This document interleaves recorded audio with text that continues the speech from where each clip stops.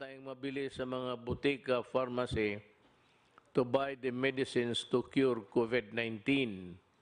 It's a virus. Ang panglaban lang natin dyan yung katawan natin na medyo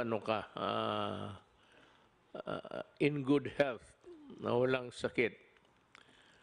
Yung medyo may mahina, make yourself healthier by whatever means, maybe food, vitamins, but most of all, try to obey what government is suggesting or ordering you to do. Huwag kayong matakot, huwag kayong manervyos, pero wala pang, sabi ko, mga antidote nito. It would only come in a form of a vaccine. Kagaya ng kagating kayo ng aso, tapos there is the tawag nilang rabies or rabies, if you may, pang-away. Sarili rin niyang it's a form of their germs, immutate lang to fight, to warm our bodies, magbigay ng signal sa katawan natin na merong mga germs na pumapasok sa katawan mo, and the only way to fight it is to yung mga sundalo na tawag nila antibodies, yung pang-away mo sa mga madudumi, mga kagaw, germs, sila yung ma-alert at sila yung papatay ng virus. But until now, wala pa ho yan. So, nandyan na yan. It's a serious one. It is true. Huwag ninyong maliitin. Do not minimize it. I said, but do not kill yourself with worry, because government is doing everything possible to make it at least controllable. But kung kayo po ay mag-cooperate, pag hindi kayo na-cooperate, the problem would start, and it would start with you and end with you pagka ganon. So, yung mga sinasabi na social distancing, sundin lang po ninyo.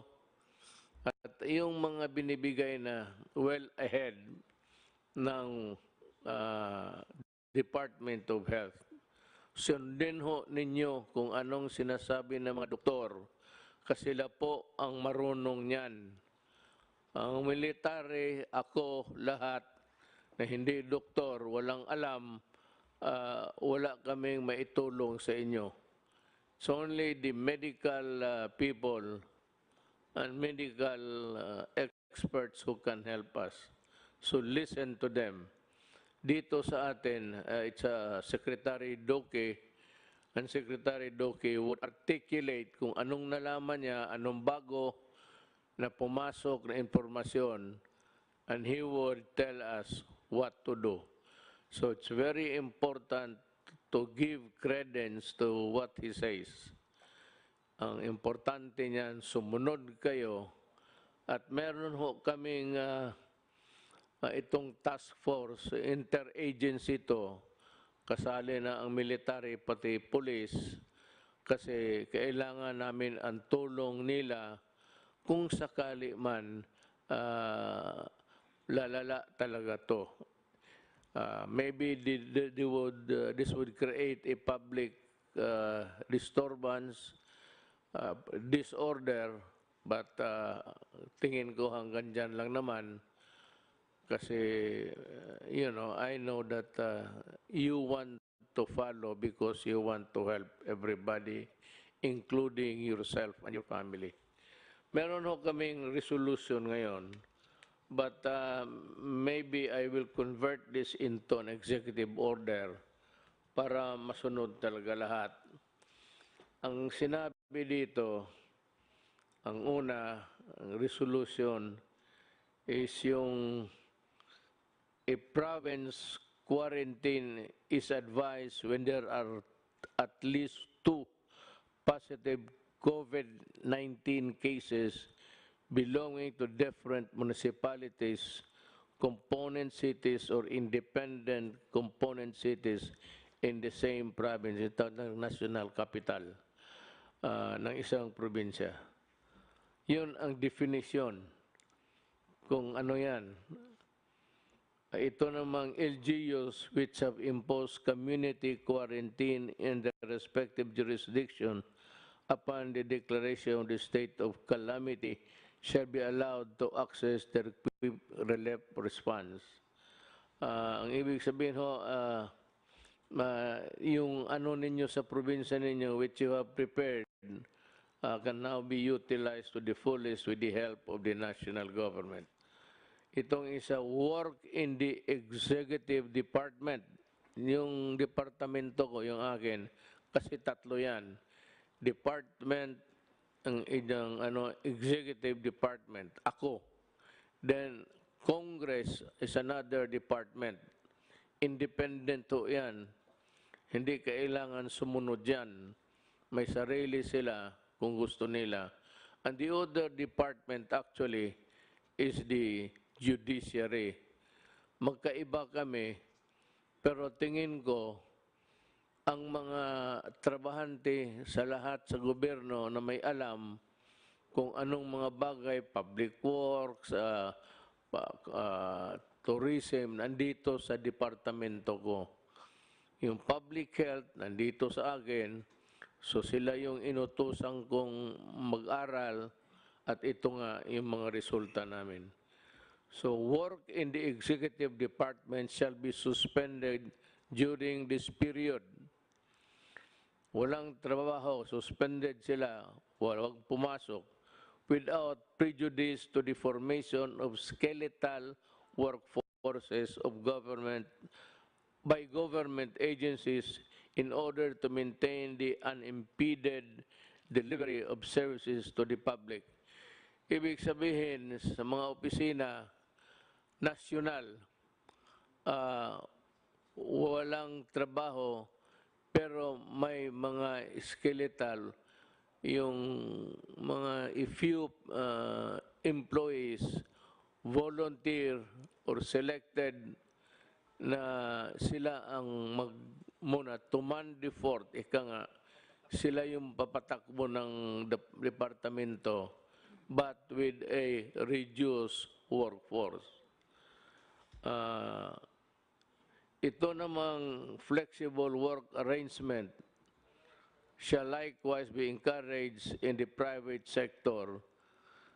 The Department of Labor and Employment and the Department of Trade and Industry shall issue guidelines to safeguard the welfare of workers.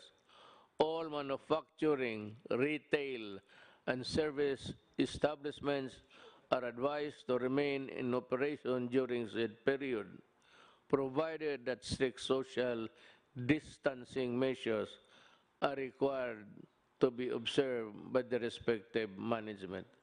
Ibig kong sabihin, sa privado, labas sa gobyerno, ang trabaho tuloy-tuloy, pero ganun rin, reduce, ang skeletal pa, medyo ano lang, yung pinili lang, at yung walang mga sakit, magtatrabaho sila, but ang may-ari ng factory o anong klaseng negosyo mo, warehouse, see to it that they are taken care of by their mga management.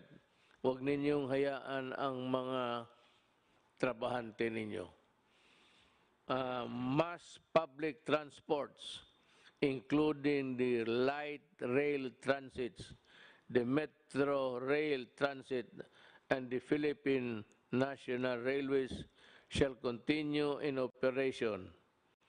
Tuloy-tuloy ho ang trabaho ninyo, provided the Department of Transportation shall issue guidelines to ensure social distancing in said public transport.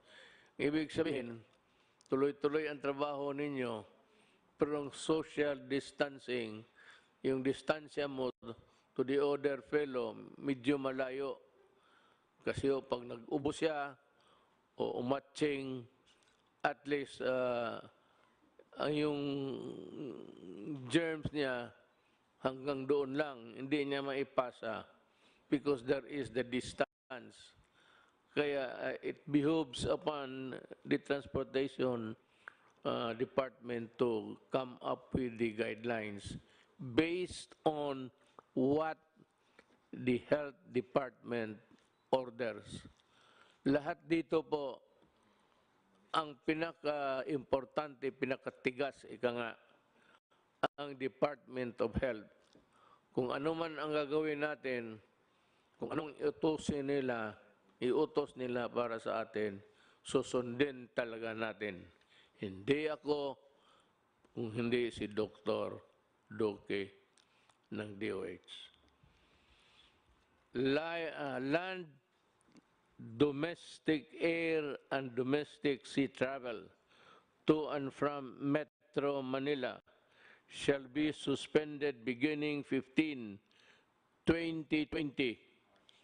March 15, 2020, and to end on April 14, 2020 sa alas 12, subject to the daily review by the Interagency Task Force.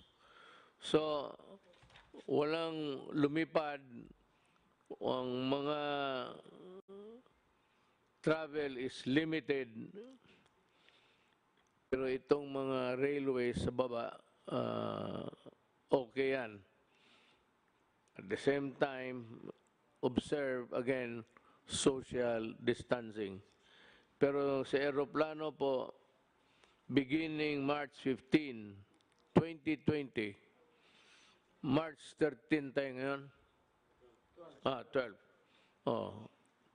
March 15, midnight, from, it takes its force and effect. So, tandaan ho ninyo yan.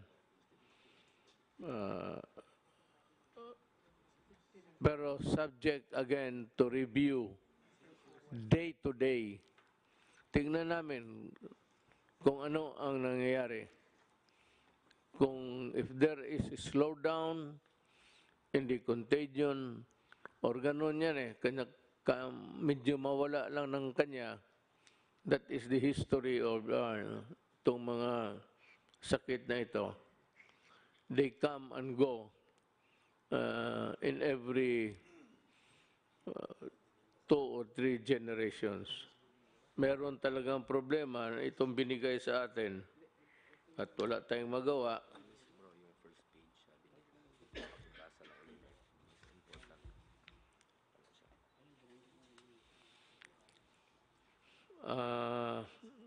Ito yung talagang trabaho nila, the Code Alert System of COVID-19 Public Health Event is raised to Code Red Sublevel 2.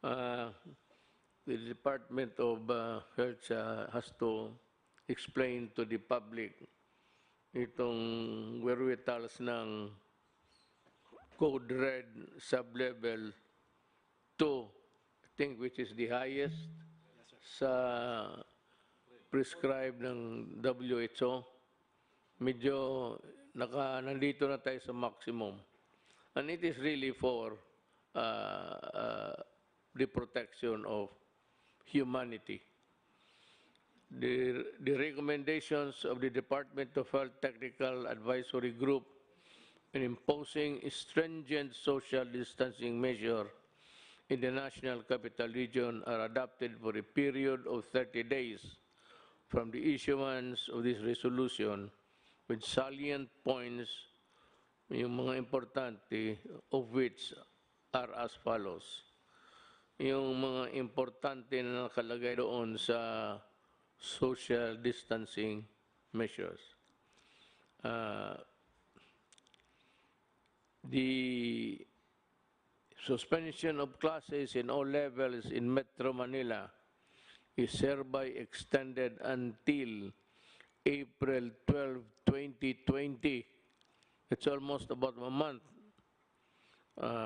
Ngayon, so walang klase, pwede kayong magbakasyon dyan lang sa bahay. Avoid, I'm sure may mga bagay-bagay dyan sa bahay na hindi pa ninyo nakita. If I were a student, estudyante man rin ako noon, I would avoid yung mga bar, ano dyan, mga nightclub, maraming tao, where people congregate, tapos nandyan malapit kayo. Mag-ubo yung isa, mapasa niya.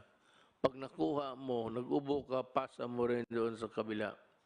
So try to avoid people, crowds. Yun,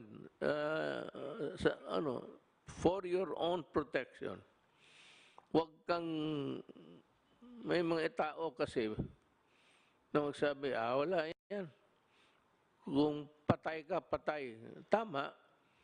Pero kung patay, patay ka rin talaga. Wala rin tayong magawa. So, kaawa naman ang nanay pati tatay ninyo. So, better just stay within the premises of the house. If I were you, alam ko na kung anong gawin ninyo. Bili kayo ng cellphone na marami. Wala naman kayong ginawa kung hindi magtulbok-tulbok rin dyan eh. I mean, everywhere that I look. Dito sa walang pakialam ang tao. Sige, nandoon na sa cellphone. So, we are reduced to one village.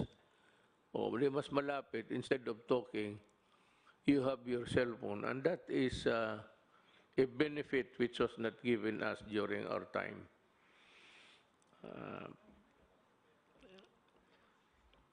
Number one, the suspension of classes in all levels in Metro Manila is hereby extended until 2012-2020, provided that all students shall continue to fulfill their educational requirements during said period. Anong ibig sabihin? Kung wala kang magawa, sabi ng gobyerno, mag-aral ka. Pero ito, hindi ko inaasahan susunod din ninyo. Ang sigurado ako, yung kamay ninyo, nandyan sa cellphone yan, instead of studying. I'm sure of it. But for you guys, who really want to improve your lot, you better make use of the time to study. Because, alam mo, mga anak, kayo mga bata, kayo yung mamatay na hindi makalabas ng bahay. Then you make all sorts of excuses. But there will be truant officers. Alam mo yung truant? Yan it's an American practice. Pag makita ka sa labas, pasakay sa palaboy-laboy ka lang dyan, wala kang ginagawa, sisigaw-sigaw kayo, lalapitan kayo ng pulis pati military, tatanungin kayo, then you have a problem. Pag sinabi mo na wala, nandito lang kami sa labas, and then, maybe if you are arrogant, nadadalhin ka sa stasyon for record purposes. That you are disobeying, that you are intransigent, and that you are not fulfilling your duty. Alam mo, baski na there are a set of rules governing the responsibilities of a Filipino citizen. Baka hindi nyo alam yan. Meron yan. So, you have duties to perform also. Avoid trouble with the law, avoid trouble with anybody, just in the meantime, follow. Better just stay home and study. That is my advice. Pero kung ayaw ninyong sundin, you stick with your cellphone, ang gagraduate niyan, ang cellphone mo, hindi ikaw. Wala tayong magawa.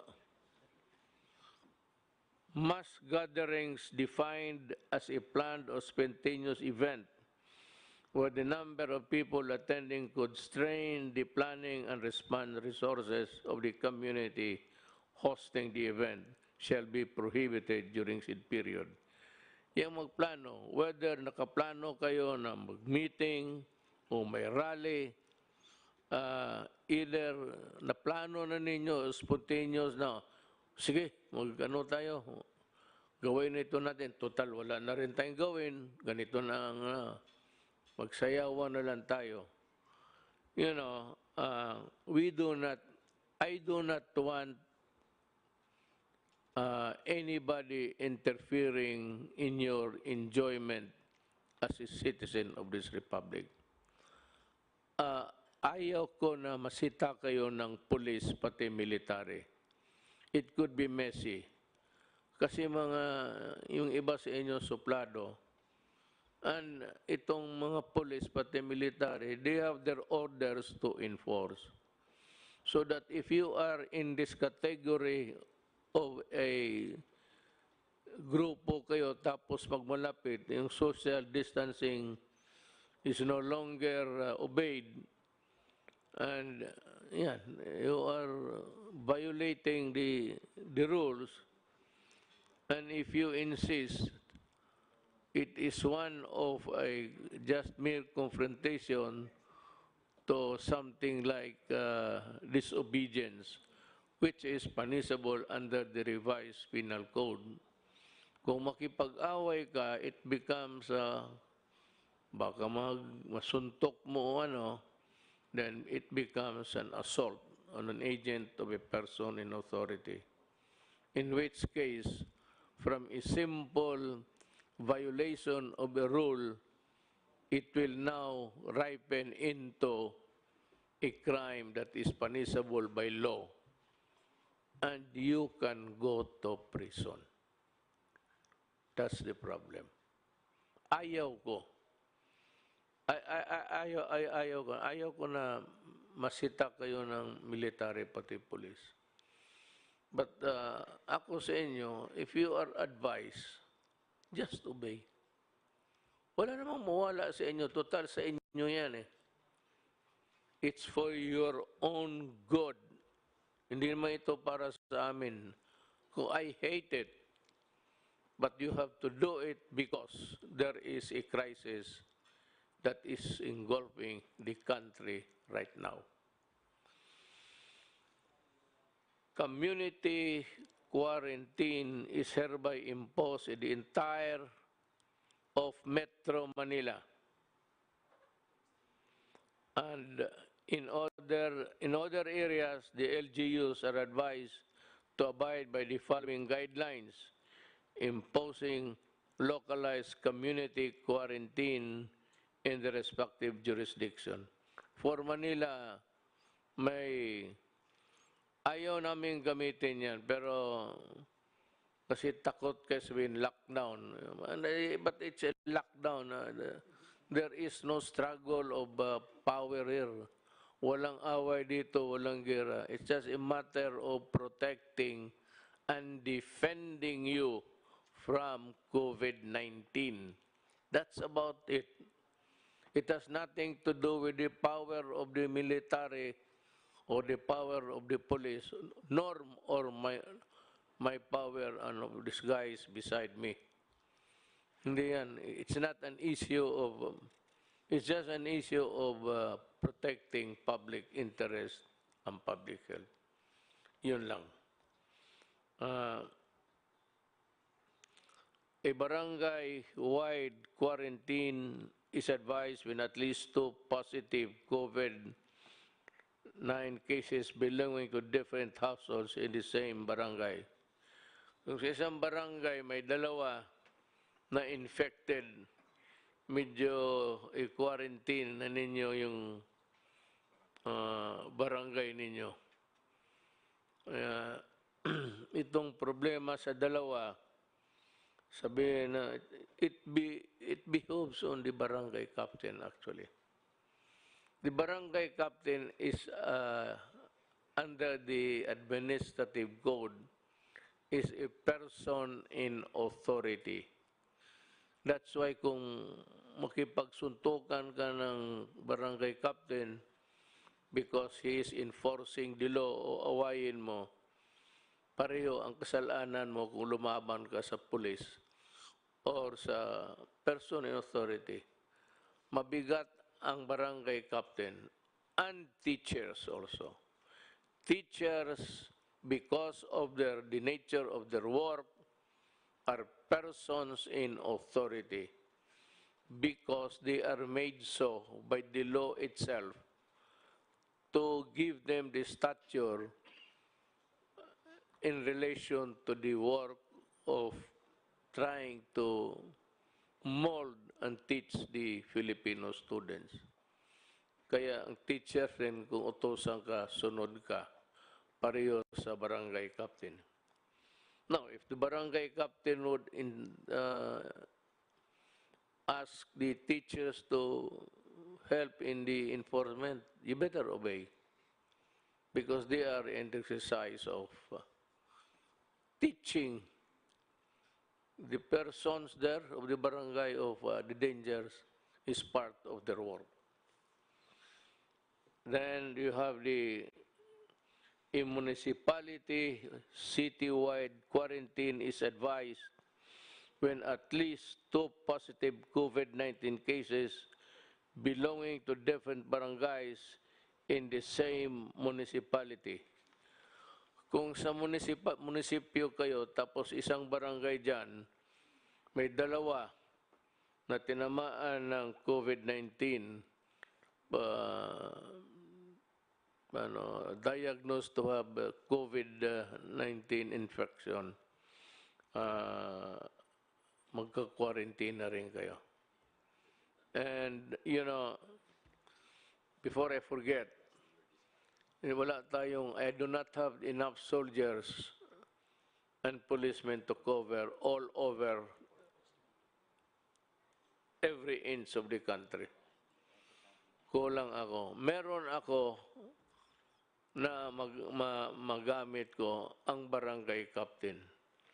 Ang barangay captain is bound by what is written here, whether by way of rules implementing in the meantime or if it becomes part of an executive order.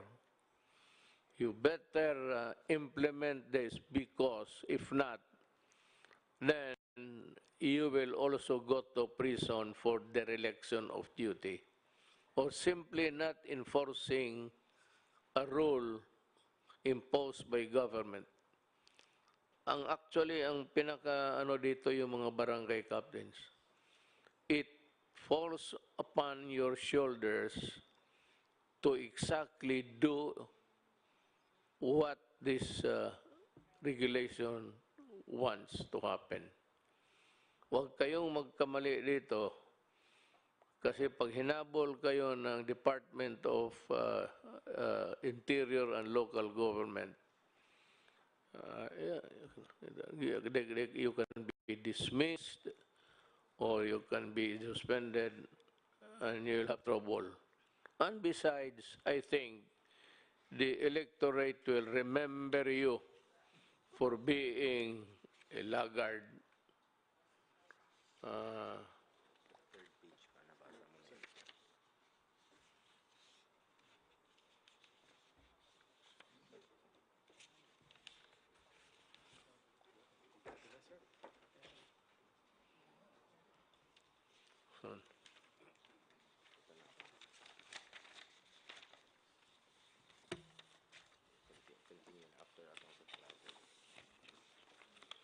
Kita mo si Senator Go, siya lang ang working hard talaga.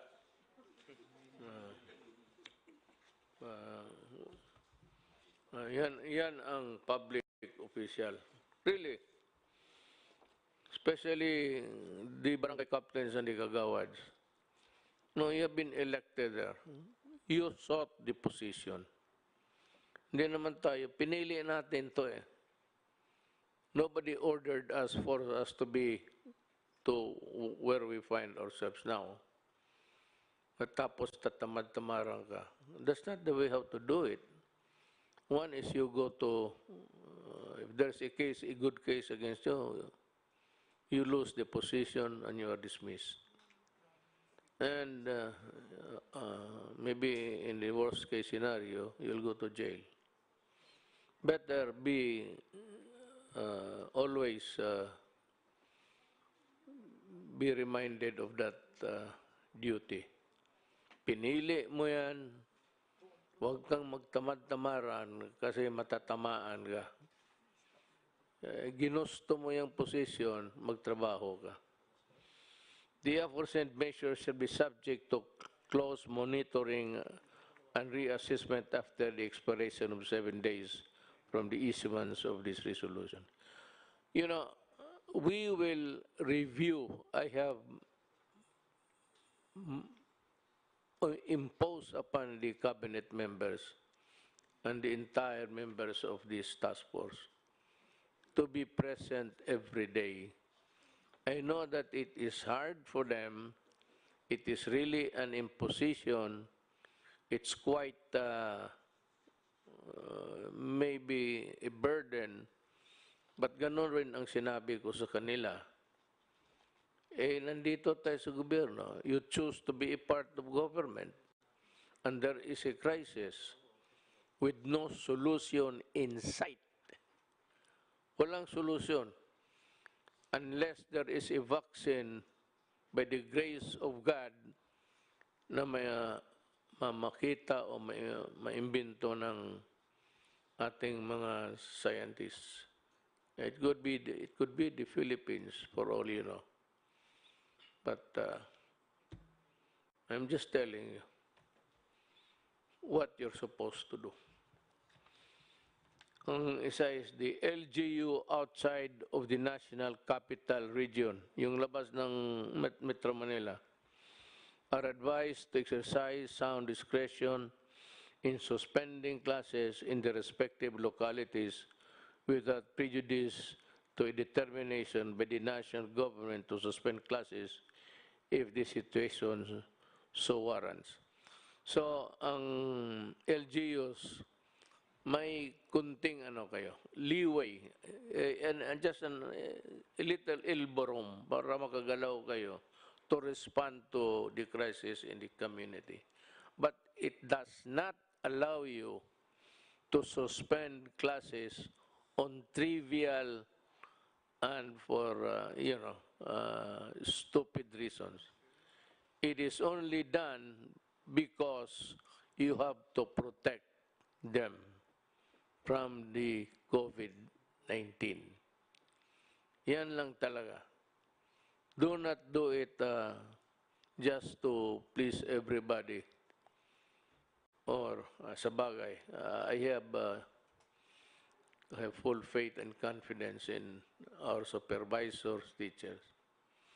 I'm just saying that please do not do it the way others would want it to happen. Mas maganda yung walang klase, walang ganon. Wag mong gawin yan because in the following statements, the Philippine National Police and the Armed Forces of the Philippines, in coordination of the Interagency Task Force, shall be called upon to ensure effective and orderly implementation of the above measures. Hindi ito martial law. It is not a martial law. It's not even something extraordinary. But what is sought to be solved here is again, walang iba except to fight the virus and to exact compliance. Mas mabuti talaga yung maniwala kayo. Now, ang sunod, a meeting shall be conducted daily by and between the secretaries of the number of agencies of the IATF, that is the Interagency Task Force sa COVID, including the Cabinet Secretary, Secretaries of National Defense, Environment, and Natural Resources, Trade and Industry, Social Welfare and Development, Education, Agriculture, the Chiefs of Staff of the Armed Forces of the Philippine Navy, Philippine Air Force, and Coast Guard, because in a total breakdown, I would need their help to carry on with the governance. Kailangan ko sila. Not to fight with you guys. Huwag kayong matakot sa sundalo ninyo. Sundalo ninyo yan. Ang armed forces is there to serve you. Sila yung sundalo ninyo. So huwag kayong matakot kung nandyan sila sa utos ng mga civilian authorities. Yung mag-utos sa amin, Department of Health Secretary lang naman eh. So, but when he says to the military and the police, you have to implement this. Obey them because they have the imprimatur of the civilian authorities. Huwag kayong do not try to play with martial law, martial military.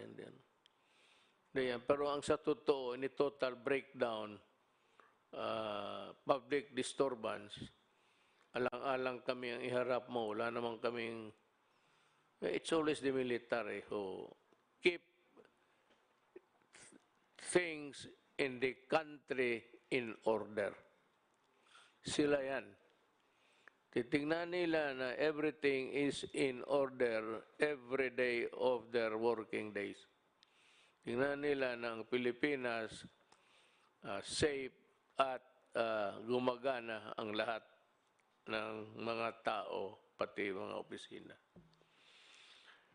The balik manggagawa overseas Filipino workers shall be allowed to travel to mainland China except to Hubei province upon execution of a declaration signifying their knowledge and understanding of the risk involved, provided that the health advisory pamphlet shall be handed out to the OFW upon departure. Hindi nga eh. Not only pamphlet, baka hindi mo basahin. You will be gathered in one corner or in one room, one corner, at sabihin sa inyo ang mga, I don't know if it's a Tagalog or Bisaya, mga risgo, the risks that you will be taking when you go back to China. But China, you know, President Xi Jinping, for all of his goodness to us, wrote me a letter and said that he is willing to help. All we have to do is to ask. Ako, ang tingin ko, maybe there will be a time if things deteriorate that I have to call on China to help. He has said that they have managed the crisis very well in this country, and he is very much willing to help kung kailangan.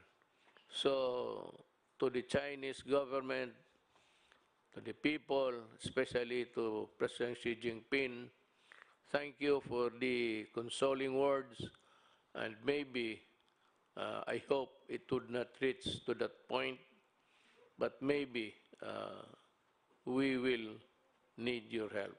Salamat po.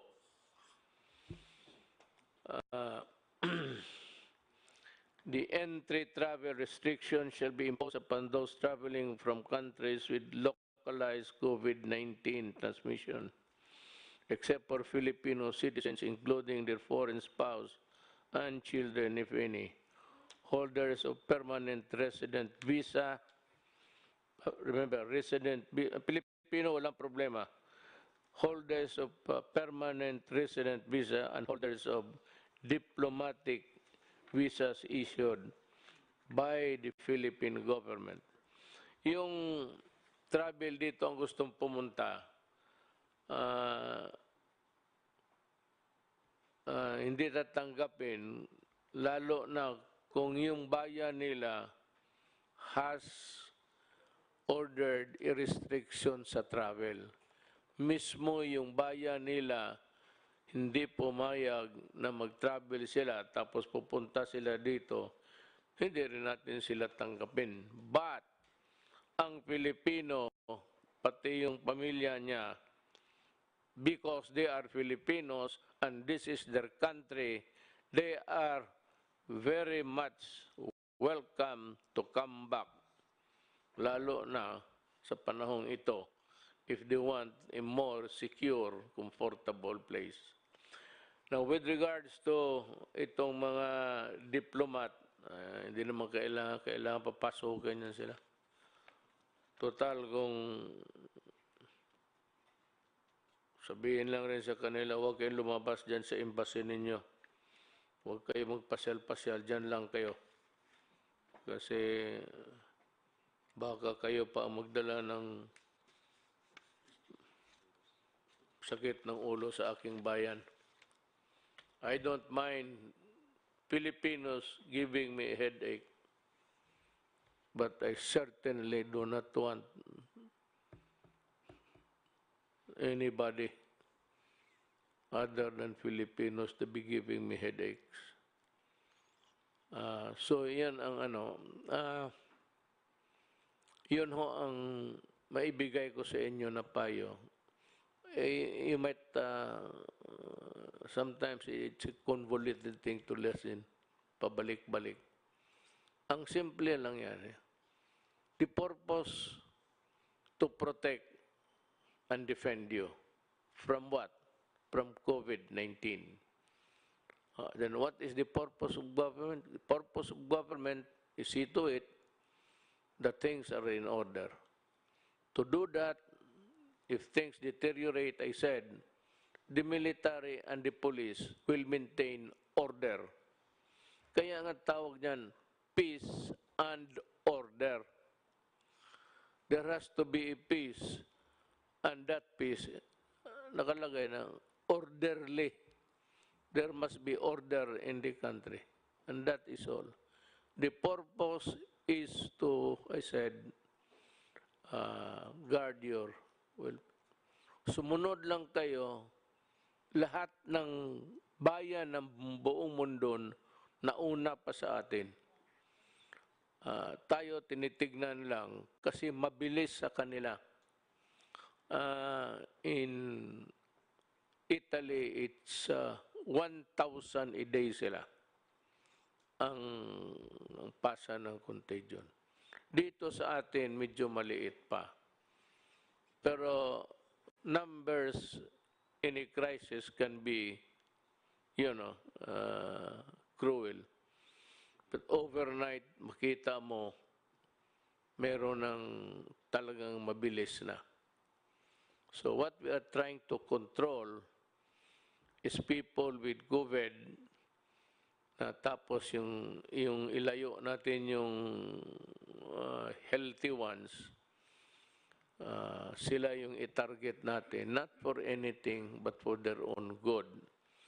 They will be asked to maybe go to the hospital and seek treatment. Yung mga test ng test diyan sa para sa kung may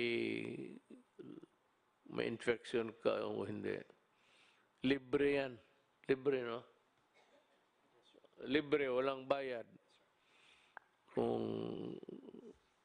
Huwag naman kung healthy ka, no need. But if you are experiencing ubo, itong na ubo, tapos pag ubo mo, masakit yung likod mo, the lungs, ang lungs mo ang titirahin dyan. And if it's too late, hindi na kaya ng antibiotics yan. It starts with a virus. The virus weakens your body. And it weakens your body, lahat na papasok, then it will kill you. Putang ina itong virus na ito, walang ginawa ganun. Papasok sa katawan mo yan, just like AIDS, makes you weak, then it allows other germs to come into your body and you get sick. Usually pneumonia yan. And it's virulent, so seek treatment as soon as possible. But we are here to serve you, and every day we are meeting and in contact with the rest of the country. Meron tayong struktura. The structure really, people are asking, what is your preparation? What's the structure? My God, yung structure natin is itong health. Meron yan silang regional all over. Then meron yung city health, provincial health. But yung national, yun yung mga regional health centers. They are already well equipped and